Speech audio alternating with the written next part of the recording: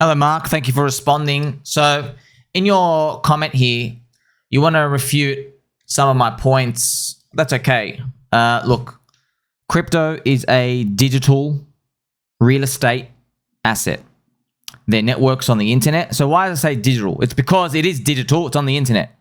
It's not like real estate. There's no geographical boundary. So if everyone's digital and lives online, you have to understand you are basically talking to people with a different football jersey than you. That's it.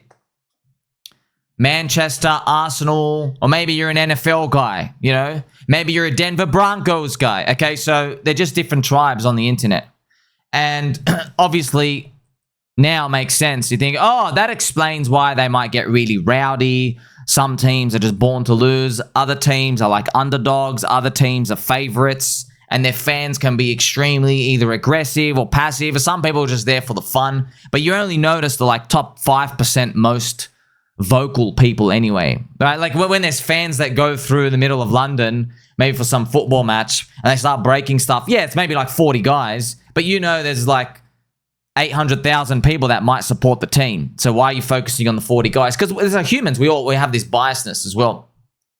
You've also mentioned opinions with infantile insults and profanity.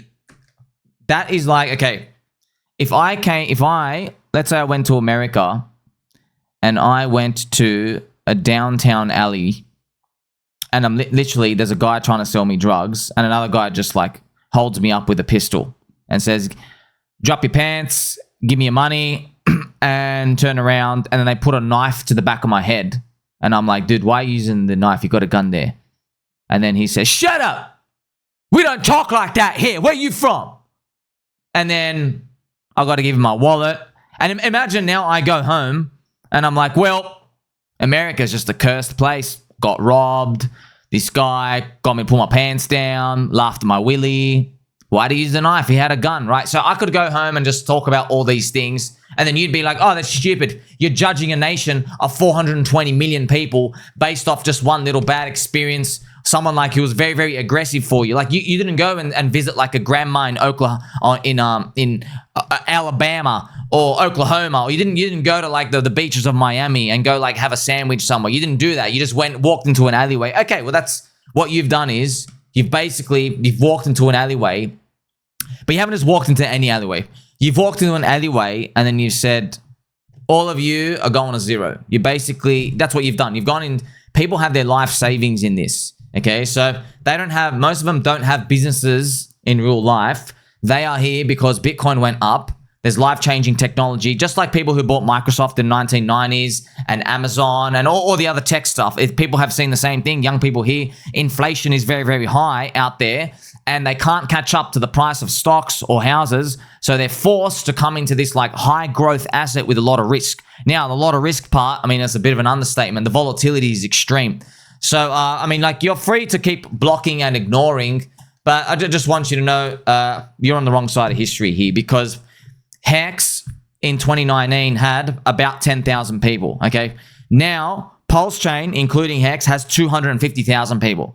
So I can draw for you 2 points and I'm going, okay, started with 10,000 people. Now there's 250,000 people. What do you think is going to happen in the next 5 years? So when you come out and say, oh, you're all going to zero, what you've effectively done is, okay, I'm not joking. You know those people, the Westboro Church, the God hates fags, God hates fags, God hates gays. You know those guys, the Westboro Church? Okay, what you've effectively done is you've walked into like a children's party and you've got this sign and maybe one of the boys has got like Batman, let's say a little 3-year-old toddler, he's got like a Batman thing over his face.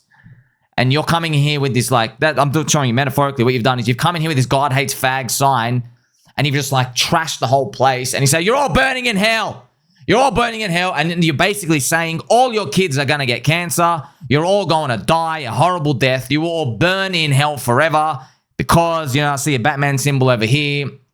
Or maybe, whatever. Maybe, oh, wow, they're watching Simpsons on television. That's bad. That's a sin. You know what I mean? You effectively, metaphorically, you've done that. Now, you don't see it as that because you just see a bunch of weirdos on the internet and you're like, man, this is a bunch of like crazy lunatics. Yeah, okay, bro, you're a boomer. You don't understand that. The new generation, they live online, okay? Just like how maybe people of your age and generation, you will go watch the TV and you're like, oh, I like the respectable man behind this box. Okay, the new generation have grown up with a phone in their hand.